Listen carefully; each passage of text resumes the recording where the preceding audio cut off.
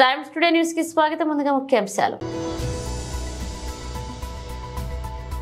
వరద ముంపు ప్రాంతాల పర్యటనకు చేస్తున్న కేంద్ర వ్యవసాయ శాఖ మంత్రి. కాంగ్రెస్ అసమర్థ పాలనలో గత 8 నెలల మహిళలపై 1800 పైగా అత్యాచారాలు, అఘాయిత్యాలు మండిపడిన సవితా ఇంద్రారెడ్డి. నిరసన బాట పట్టిన బాసాల ట్రిప్లైచ్ విద్యార్థులు.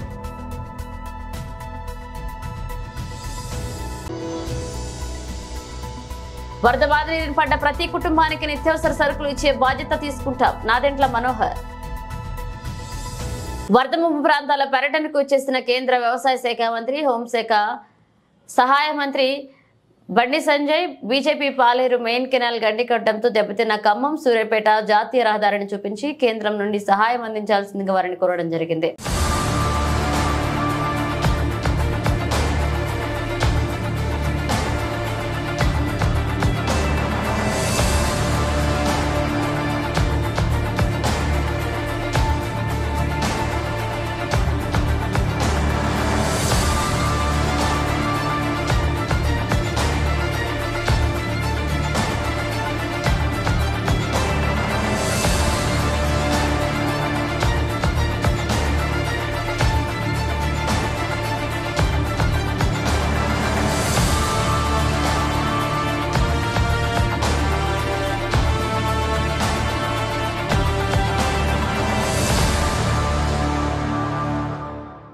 కాంగ్రెస్ అసమర్థ పాలనలో గత 8 నెలల మహిళలపై 1800కు పైగా అత్యాచారాలు, అఘాయిత్యాలు జరిగాయన్నారు. మహిళల పట్ల చులకనాభావం ఈ ప్రభుత్వంలో కనిపిస్తుందని, ముఖ్యమంత్రి కనీసం ఇలాంటి ఘటనలపై స్పందించే సమయం లేదని మాజీ మంత్రి ఎమ్మెల్యే సబితా ఇంద్రారెడ్డి ఆరోపించారు. జైనూర్ సంఘటనలో బాధితురాలు ఎవరైతే ఉన్నారో ఆవిడని ఈరోజు బీఆర్ఎస్ పార్టీ తరఫున పరామర్శించడం జరిగింది.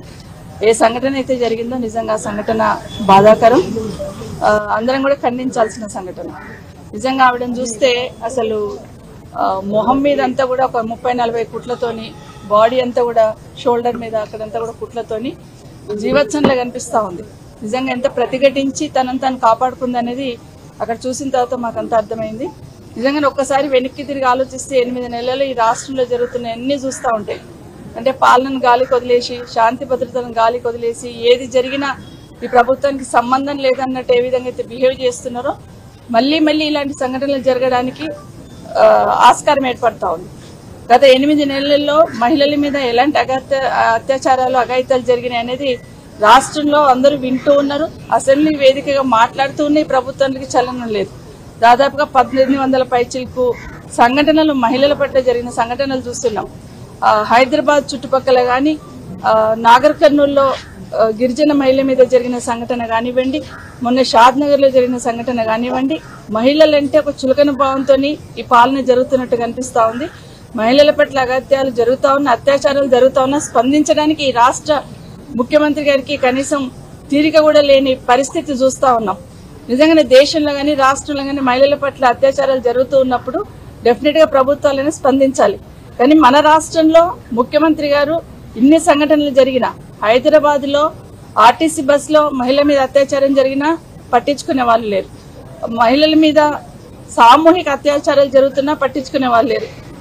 తల్లి పక్కన పడుకున్న చిన్నారి మీద, 6 సంవత్సరాల చిన్నారి మీద అత్యాచారం జరిగినా అడిగే నాదుడు లేకుండా అయిపోయింది. ఒకప్పుడు హైదరాబాద్ లో మహిళలకి భరోసాతో, భద్రత ఉండేటట్టు షీ టీమ్స్ లాంటివి ఏర్పాటు చేసి హైదరాబాద్ లో ఉంటే శాంతి భద్రతలతో పాటు మహిళలకు భరోసా ఉంటుందని ఆ రోజు ఆనాటి ముఖ్యమంత్రి కేసీఆర్ గారు తీసుకున్న స్టెప్స్ తోని హైదరాబాద్ అంటే ఒక భరోసా, భద్రత ఉందని ఉండేది. కానీ ఈ రోజు హైదరాబాద్ లో ఎక్కడ ఏం జరుగుతుందో, బయటికి పోయిన మహిళ క్షేమంగా ఇంటికి వస్తుందా లేదా, బయటికి పోయిన ఆడబిడ్డలు క్షేమంగా ఇంటికి వస్తారా లేదా అని ఒక భయంతో ఈ రోజు ఈ రాష్ట్రంలో భయానక పరిస్థితులు నెలకొన్న సందర్భాన్ని చూస్తున్నాం. ఈ రోజు ఆ మహిళను మనము జైనూర్ సంఘటనలు జరిగిన వీళ్ళ మదర్ని ఏదైతే చూస్తున్నామో నిజంగా చాలా బాధ అనిపిస్తా ఉంది. ఇమీడియట్ గా వాళ్ళ మీద ఇక్కడే కాదు, ఎక్కడ కూడా అత్యాచారాలు జరుగుతున్న వాళ్ళ మీద ఇమీడియట్ గా యాక్షన్ తీసుకున్న సందర్భం అయితే కనిపిస్తలేదు. ప్రతిసారి అడుగుతూ ఉన్నాం, మహిళల మీద ఇలాంటి సంఘటనలు జరిగినప్పుడు ఫాస్ట్ ట్రాక్ కోర్ట్స్ ఏర్పాటు చేయండి, అలాంటి వాళ్ళకి శిక్ష ఇమీడియట్ గా పడేటట్టు చూస్తే మిగతా వాళ్ళకు ఒక భయం అనేది ఉంటుందంటే కనీసం దాని మీద రివ్యూ చేసే సమయం ముఖ్యమంత్రి గారికి లేదు. దాని మీద నిర్ణయం తీసుకోవాలనే ఆలోచన కూడా ముఖ్యమంత్రి గారికి లేనట్టుగా అనిపిస్తుంది. ఒకటి మాకు అర్థమవుతుంది అంటే మహిళలంటే చులకన భావంతో చూస్తుంది ప్రభుత్వం అనేది స్పష్టంగా అర్థమవుతుంది. ఇప్పటికైనా ఏ మూల చూసినా ఏదో ఒక సంఘటన జరుగుతుంది. ముఖ్యమంత్రి జైనూర్ సంఘటనలో బాధితురాలు ఎవరైతే ఉన్నారో ఆవిడని ఈరోజు బీఆర్ఎస్ పార్టీ తరఫున పరామర్శించడం జరిగింది. ఏ సంఘటన అయితే జరిగిందో నిజంగా సంఘటన బాధాకరం, అందరం కూడా ఖండించాల్సిన సంఘటన. నిజంగా ఆవిడని చూస్తే అసలు మొహం మీద అంతా కూడా ఒక 30-40 కుట్లతోని, బాడీ అంతా కూడా షోల్డర్ మీద అక్కడంతా కూడా కుట్లతోని జీవత్సంలో కనిపిస్తూ ఉంది. నిజంగా ఎంత ప్రతిఘటించి తనను తాను కాపాడుకుంది అనేది అక్కడ చూసిన తర్వాత మాకంతా అర్థమైంది. నిజంగా ఒక్కసారి వెనక్కి తిరిగి ఆలోచిస్తే 8 నెలలు ఈ రాష్ట్రంలో జరుగుతున్న అన్ని చూస్తూ ఉంటాయి. అంటే పాలనను గాలికి వదిలేసి, శాంతి భద్రతలను గాలికి వదిలేసి, ఏది జరిగినా ఈ ప్రభుత్వానికి సంబంధం లేదన్నట్టు ఏ విధంగా అయితే బిహేవ్ చేస్తున్నారో మళ్ళీ ఇలాంటి సంఘటనలు జరగడానికి ఆస్కారం ఏర్పడతా ఉంది. గత 8 నెలల్లో మహిళల మీద ఎలాంటి అత్యాచారాలు అఘాయితాలు జరిగినాయి అనేది రాష్ట్రంలో అందరూ వింటూ ఉన్నారు. అసెంబ్లీ వేదికగా మాట్లాడుతూ ఉన్నాయి. ప్రభుత్వానికి చలనం లేదు. దాదాపుగా 1800 పైచిలకు సంఘటనలు మహిళల పట్ల జరిగిన సంఘటనలు చూస్తున్నాం. హైదరాబాద్ చుట్టుపక్కల కానీ, నాగర్ కర్నూల్లో గిరిజన మహిళ మీద జరిగిన సంఘటన కానివ్వండి, మొన్న షాద్ నగర్ లో జరిగిన సంఘటన కానివ్వండి, మహిళలంటే ఒక చులకన భావంతో ఈ పాలన జరుగుతున్నట్టు కనిపిస్తా ఉంది. మహిళల పట్ల అగత్యాలు జరుగుతా ఉన్న, అత్యాచారాలు జరుగుతా ఉన్నా స్పందించడానికి ఈ రాష్ట్ర ముఖ్యమంత్రి గారికి కనీసం తీరిక కూడా లేని పరిస్థితి చూస్తా ఉన్నాం. నిజంగానే దేశంలో కానీ రాష్ట్రంలో కానీ మహిళల పట్ల అత్యాచారాలు జరుగుతూ ఉన్నప్పుడు డెఫినెట్ గా ప్రభుత్వాలనే స్పందించాలి. కానీ మన రాష్ట్రంలో ముఖ్యమంత్రి గారు ఇన్ని సంఘటనలు జరిగిన, హైదరాబాద్ లో ఆర్టీసీ బస్ లో మహిళ మీద అత్యాచారం జరిగినా పట్టించుకునే వాళ్ళు లేరు.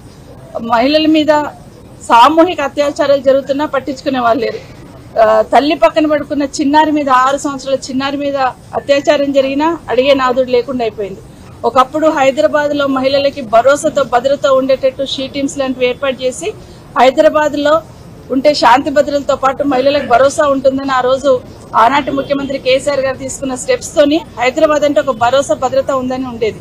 కానీ ఈ రోజు హైదరాబాద్ లో ఎక్కడ ఏం జరుగుతుందో, బయటికి పోయిన మహిళ క్షేమంగా ఇంటికి వస్తుందా లేదా, బయటికి పోయిన ఆడబిడ్డలు క్షేమంగా ఇంటికి వస్తారా లేదా అని ఒక భయంతో ఈ రోజు ఈ రాష్ట్రంలో భయానక పరిస్థితులు నెలకొన్న సందర్భాన్ని చూస్తున్నాం. ఈ రోజు ఆ మహిళను మనము జైనూర్ సంఘటనలు జరిగిన వీళ్ళ మదర్ని ఏదైతే చూస్తున్నామో నిజంగా చాలా బాధ అనిపిస్తా ఉంది. ఇమీడియట్ గా వాళ్ళ మీద ఇక్కడే కాదు ఎక్కడ కూడా అత్యాచారాలు జరుగుతున్న వాళ్ళ మీద ఇమీడియట్ గా యాక్షన్ తీసుకున్న సందర్భం అయితే కనిపిస్తలేదు. ప్రతిసారి అడుగుతూ ఉన్నాం, మహిళల మీద ఇలాంటి సంఘటనలు జరిగినప్పుడు ఫాస్ట్ ట్రాక్ కోర్ట్స్ ఏర్పాటు చేయండి, అలాంటి వాళ్ళకి శిక్ష ఇమీడియట్ గా పడేటట్టు చూస్తే మిగతా వాళ్ళకు ఒక భయం అనేది ఉంటుందంటే కనీసం దాని మీద రివ్యూ చేసే సమయం ముఖ్యమంత్రి గారికి లేదు. దాని మీద నిర్ణయం తీసుకోవాలనే ఆలోచన కూడా ముఖ్యమంత్రి గారికి లేనట్టు కనిపిస్తుంది. ఒకటి మాకు అర్థమవుతుంది అంటే మహిళలంటే చులకన భావంతో చూస్తుంది ప్రభుత్వం అనేది స్పష్టంగా అర్థమవుతుంది.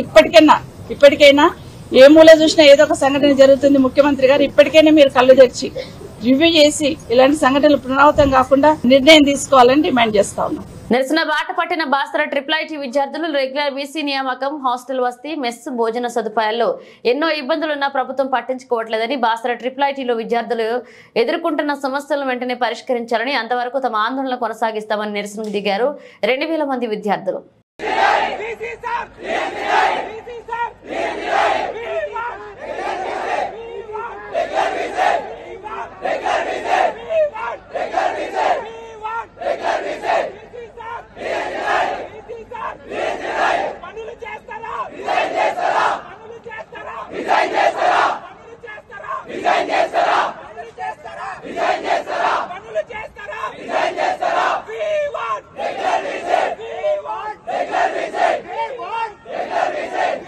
వరద బాధిత బారిన పడ్డ ప్రతి కుటుంబానికి నిత్యావసర సరుకులు ఇచ్చే బాధ్యత తీసుకుంటామన్నారు మంత్రి నాదెండ్ల మనోహర్. గౌరవ ముఖ్యమంత్రి గారి ఆదేశాల మేరకు రాష్ట్ర వ్యాప్తంగా మొన్న జరిగిన అధిక వర్షాలు, వరదల వలన అనేక ప్రాంతాల్లో ముంపు గురైన కుటుంబాలందరికీ కూడా ఉచితంగా రాష్ట్ర ప్రభుత్వం నుంచి, పౌర సరఫరా శాఖ నుంచి మరియు మార్కెటింగ్ శాఖ నుంచి సరుకులు అందించడమని ఆయన నిర్ణయించారు. ఆ నిర్ణయం మేరకు అనేక మంది పెద్దలతో మాట్లాడి మన ఉప ముఖ్యమంత్రి గారు పవన్ కళ్యాణ్ గారితో, ఇతర మంత్రులతోటి సమావేశం ఏర్పాటు చేసుకుని రాష్ట్ర వ్యాప్తంగా ప్రతి కుటుంబానికి ఎవరికైతే ఈ ఫ్లడ్ ఎఫెక్టెడ్ ఏరియాస్లో ఉన్నారో ఆ కుటుంబాలందరికీ కూడా ఉచితంగా రాష్ట్ర ప్రభుత్వం నుంచి 25 కిలోల బియ్యం, 1 కిలో పంచదార, 1 కిలో కందిపప్పు, 1 లీటరు వంట నూనె, అదేవిధంగా 2 కిలోలు ఉల్లిపాయలు, 2 కిలోలు బంగాళాదుంపలు రేపు ఉదయం నుంచి విజయవాడ పట్టణంలో ప్రారంభించి ప్రతి ఒక్క కుటుంబానికి అందించడానికి ఒక ప్రయత్నం చేస్తున్నాం. ఇది కొంచెం గతంలో ఎప్పుడు జరగని విధంగా ఇంటింటికి సరఫరా చేయమని ముఖ్యమంత్రి గారు కోరారు.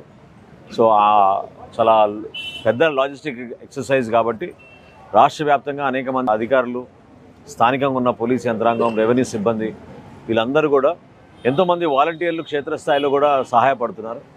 ఈ కార్యక్రమాన్ని రేపటి నుంచి మనం ప్రతి వార్డులో కూడా ప్రారంభించుకొని ముందు విజయవాడ పట్టణంలో ఉన్న ప్రతి కుటుంబానికి ఈ సరుకులు అందించే విధంగా ఒక అద్భుతమైన కార్యక్రమం ప్రతి ఒక్కరు సహకరించాలని మన రాష్ట్ర ప్రభుత్వం తరఫున రాబోయే రోజుల్లో కూడా అనేక సహాయ కార్యక్రమాలు ఇంకా అందించి బాధిత కుటుంబాలందరినీ కూడా ఆదుకోవాలనే ఒక ప్రయత్నంతో చంద్రబాబు నాయుడు గారు, పవన్ కళ్యాణ్ గారు తీసుకునే నిర్ణయాన్ని ప్రజల్లోకి తీసుకెళ్ళి వాళ్ళకి ఇబ్బంది కలగకుండా చూసుకోవాల్సిన బాధ్యత మా పైన ఉంది. ప్రభుత్వం ఎప్పుడు మీ వెంట ఉంటుంది. ఆ భరోసా కల్పించడానికి కోసమే ఈ కార్యక్రమాన్ని ప్రారంభించబోతున్నాం.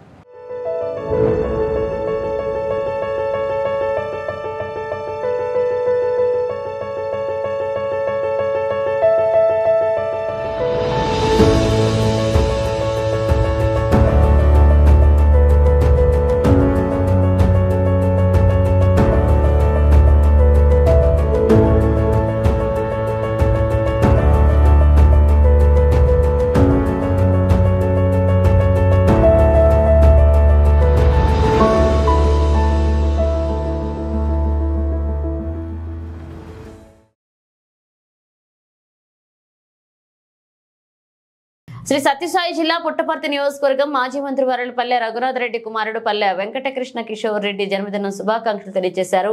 సామకోటి ఆదనాయన, పుట్టపర్తి సత్యమ్మ దేవాలయం దగ్గర కేక్ కటింగ్ చేశారు తెలుగుదేశం పార్టీ నాయకులు. ఈ సందర్భంగా సామకోటి ఆదినారాయణ మాట్లాడుతూ మరెన్నో పుట్టినరోజులు జరుపుకోవాలని, అలాగే పుట్టపర్తి నియోజకవర్గ ప్రజలకు సేవలు అందించే దిశగా మరింత ముందుకు వెళ్లాలన్నారు.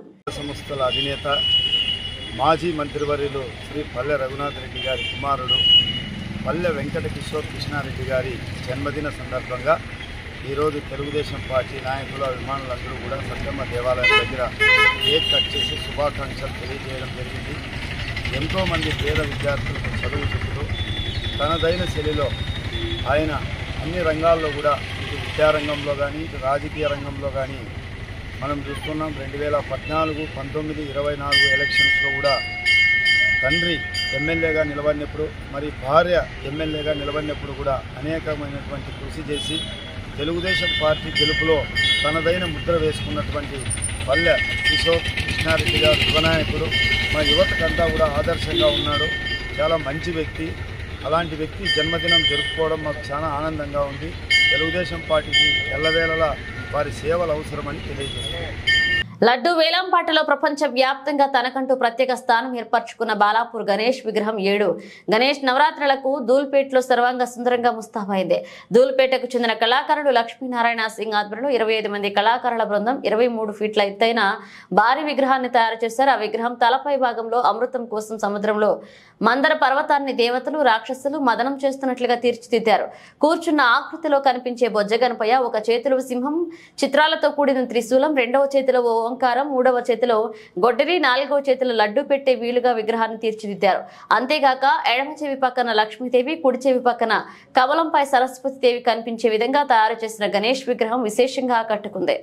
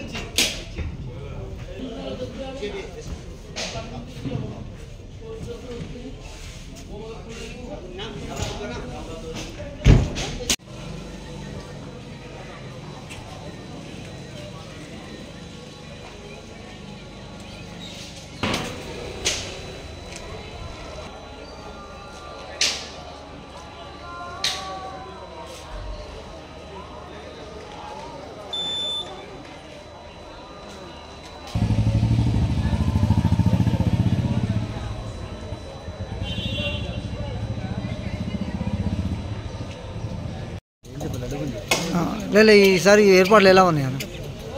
ఈ సంవత్సరం ప్రత్యేకంగా ఉత్తరప్రదేశ్లోని రామ మందిరం ఉన్నది, అలాగని అయోధ్య రామ మందిరం కోసం ఈసారి ప్రత్యేకంగా ఇది ఏర్పాటు చేయడం జరుగుతుంది. ఈ యొక్క రామాలయం మండపం కోసం ఇంచుమించు 10 రోజుల నుంచి ఈ యొక్క వర్క్ జరుగుతుంది. కొద్దిగా వర్షం కోసం కొద్దిగా ఇబ్బంది అయ్యి కొద్దిగా ఈ యొక్క పని అనేది కొద్దిగా లేట్ అవుతుంది, కానీ రేపు సాయంత్రం లోపు ఈ మండపం నిర్మాణం పూర్తిగా కంప్లీట్ అవుతుంది. ఈ సంవత్సరం వినాయకుని పూజ సాయంత్రం రేపు 6 గంటలకు ప్రారంభమై ఉత్సవ కమిటీ సభ్యులు మొదట పూజ చేసుకుంటారు. 1 గంట నుంచి 1.5 సేపు యొక్క పూజా కార్యక్రమం ఉంటుంది. ఆ తర్వాత ఊరి ప్రజలందరూ నాయకులైనా సరే విఐపీస్ ఎవరైనా వచ్చినా సరే వాళ్ళకు పూజా కార్యక్రమంలో వాళ్ళు పాల్గొంటారు. లాస్ట్ టైం లడ్డు వేలంపాటలో ఈసారి ఎంత పలుకుతుంది అనుకుంటారు? గత సంవత్సరం 27 లక్షల రూపాయలకు లడ్డు వేయింది. ఈ సంవత్సరం 27 అంటే 30 లక్షల దాకా పోతుందని నేను కమిటీ సభ్యులు అనుకుంటున్నాను. కానీ లడ్డు ఎంత పోతుంది, ఎవరికి పోతుంది అనేది మాత్రం భగవంతుని ఒక ఆశీర్వాదం ఎవరికి ఉంటుందో వాళ్ళకి ఒక లడ్డు దొరుకుతుంది. ఈసారి లడ్డు వేలంపాటలో కొత్త పంద నిర్వహిస్తున్నారని ఒక టాక్ వచ్చింది. ఎందుకంటే లడ్డు వేలంపాట వాటలు ఫస్ట్ డిపాజిట్ చేయాలని. గత సంవత్సరం నుంచి బాలాపూర్ వాస్తవులు అయితేనేమో ఈసారి లడ్డు కొంటే నెక్స్ట్ ఇయర్ వినాయకుని నిమజ్జనం రోజు ఇస్తుండే, కానీ ఈ సంవత్సరం కొత్త నిబంధన పెట్టింది. ఎందుకంటే బాలాపూర్ ప్రజలైనా సరే ఎవరైనా సరే లడ్డు వేలంపాటలో పాల్గొనాలంటే గత సంవత్సరం 27 లక్షల రూపాయలకి లడ్డు పోయిందో ఆ 27 లక్షలు ఈసారి మా దగ్గర ఉత్సవ సమితి డిపాజిట్ చేస్తేనే వాళ్ళ పేరు నమోదు చేయడం జరుగుతుంది. వాళ్ళ పేరు ఫైనల్ రోజు ప్రకటించడం జరుగుతుంది. ఎంతమంది వేలంపాటలు ఉంటుందో అప్పుడు ఫైనల్ చేసిన తర్వాత ఒక లిస్ట్ అనేది వస్తుంది. ఆ తర్వాతనే వాళ్ళ పేరు లిస్ట్లో వచ్చిన తర్వాత పేరు నమోదు చేసిన తర్వాత చదువుతుంది. ఎంతమంది పాల్గొనబోతున్నారు లడ్డు వేలంపాట? ఇప్పటికి మాత్రం ఒక 3 నుంచి 4 కొత్త సభ్యులు అయితే మాకు సంప్రదించారు. వాళ్ళకి చెప్పినాం ఒక 3-4 డేస్ తర్వాత వచ్చి మాతో కలిసి మాట్లాడిన తర్వాత దాని గురించి ఏమేమి ఉంటుందో పొజిషన్ దాని ప్రకారం మీరు ఫాలో అయితే మీ పేరు నమోదు చేసుకున్న తర్వాత డబ్బులు మాకు డిపాజిట్ చేస్తే మీ పేరు ఆ లిస్టులో నమోదు చేస్తారు. లడ్డు కొన్న తర్వాత తీసుకున్న వాళ్ళు ఎట్లా ఫీల్ అయ్యారు? లడ్డు కొన్న తర్వాత లాస్ట్ ఇయర్ అయితే రెడ్డి సాబ్ కొన్నాడు, ఆయన ఇక్కడ మీ పక్కకే ఉన్నాడు. ఆయన గురించి ఆయన ఇంటర్వ్యూ తీసుకున్న తర్వాత ఆయన ఏమంటుండో ఆ విషయం మీరు ఆయనతో మాట్లాడండి. మీది ఓకే. నా పేరు దాసర్ దయానంద్ రెడ్డి. 2022లో కూడా నేను లడ్డు ఇక్కడే బాలాపూర్ లడ్డు వేలంపాటలో ఫస్ట్ వచ్చాను.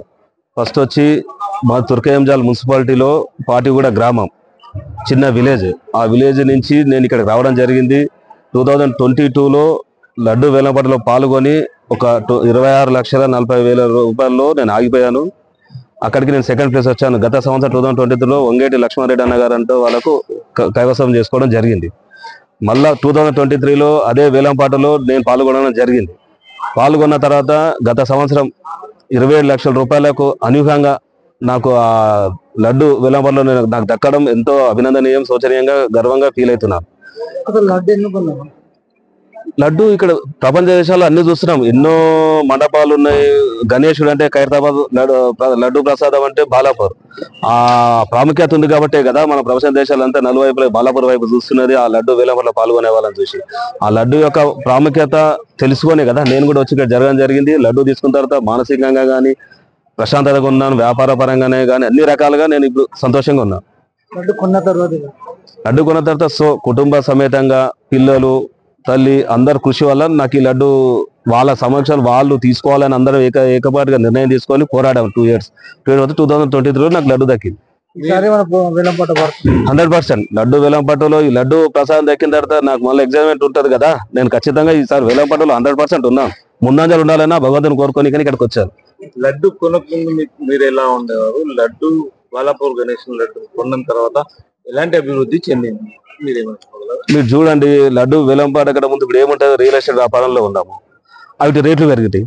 ఆ రేట్లు పెరగడము దైవ సూచికమే కదా. సో దేవుని మనం భక్తి రూపాయి పెడుతున్నాం, భగవంతుడు మనం రూపాయలు ఇస్తున్నాం. సో లడ్డు బాలాపూర్ లడ్డు ప్రాముఖ్యత బాలాపూర్ లడ్డే. ఇక్కడ మెయిన్ ఆర్గనైజేషన్ వాళ్ళకు ఎంతో రుణపడి ఉండాలి. ఎందుకంటే చిన్న అవాంఛనీయ సంఘటన జరగకుండా ఇంత పీస్ఫుల్ గా, ఇంత నీట్ గా, ఇంత చిన్న రోడ్లో కూడా ఇంత ఆర్గనైజేషన్ చేయడం అనేది చాలా అద్భుతం. ఎందుకంటే ఆ దైవ బలం ఉంది కాబట్టి ఇక్కడ ఏ ఒక్క చిన్న సంఘటన కూడా ఇప్పటివరకు జరగలే. ఆ భగవంతుని యొక్క ఆశీర్వాదంతో ఇంత చిన్న రోడ్లో కూడా ఈ రోజు వరకు ఎలాంటి ఆటంకం జరగలే. అదే ఈ బాలాపూర్ ప్రాముఖ్యత, లడ్డు దేవుని ప్రాముఖ్యత. ఇక్కడ IPL franchise Chennai Super Kings cricket limited ఆదాయం ఈసారి రాకెట్లా ఎగబాకింది. ఈ ఏడాది మార్చితో ముగిసిన ఆర్థిక సంవత్సరంలో 340% నికర లాభాన్ని నమోదు చేసింది. గత ఆర్థిక సంవత్సరంలో 52 కోట్ల ఆదాయం మాత్రమే సాధించగా ఈసారి అది 229.20 కోట్లకు చేరుకుంది. బీసీసీఐ కేంద్ర హక్కులు పెరిగిన టికెట్ల విక్రయాలు ఈ లాభాలకు కారణంగా తెలుస్తుంది. ఇక 2023 ఆర్థిక సంవత్సరంలో 292.34 కోట్లుగా ఉన్న మొత్తం ఆదాయం 131% వృద్ధి చెంది 676.40 కోట్లకు చేరుతుంది. ఇక 5 టైటిళ్లు 10 సార్లు ఫైనల్ కు ఐపీఎల్ లో నిలకడగా రాణిస్తున్న సిఎస్కే జట్టు 5 టైటిళ్లు గెలుచుకుంది, 10 సార్లు ఫైనల్ చేరుకుంది. ఇక 12 సార్లు ప్లే అప్ కు అర్హత సాధించింది. 17వ ఐపీఎల్ సీజన్ లో మాత్రం జట్టు పేలవ ప్రదర్శన కనపరిచింది. ఇక నాకౌట్ దశ కూడా చేరుకోలేకపోయింది. Super Kings Ventures Private Limited కు తమిళనాడులో మొత్తం 9 కేంద్రాలు, 2 అంతర్జాతీయ క్రికెట్ అకాడమీలు ఉన్నాయి. చెన్నై, సేలంలోని క్రికెట్ అకాడమీలు 1011 మంది విద్యార్థులకు శిక్షణిచ్చే వీరులు 19 మంది వివిధ స్థాయిల్లో తమిళనాడుకు ప్రాతినిధ్యం వహించారు. బులెటిన్ ముగించే ముందు హెడ్లైన్స్ మరోసారి. వరద ముంపు ప్రాంతాల పర్యటనకు విచ్చేస్తున్న కేంద్ర వ్యవసాయ శాఖ మంత్రి. కాంగ్రెస్ అసమర్థ పాలనలో గత 8 నెలల మహిళలపై 18 పైగా అత్యాచారాలు, అఘాయిత్యాలు మండిపడిన సవితా ఇంద్రారెడ్డి. నిరసన బాట పట్టిన బాసాల ట్రిప్లైచ్ విద్యార్థులు.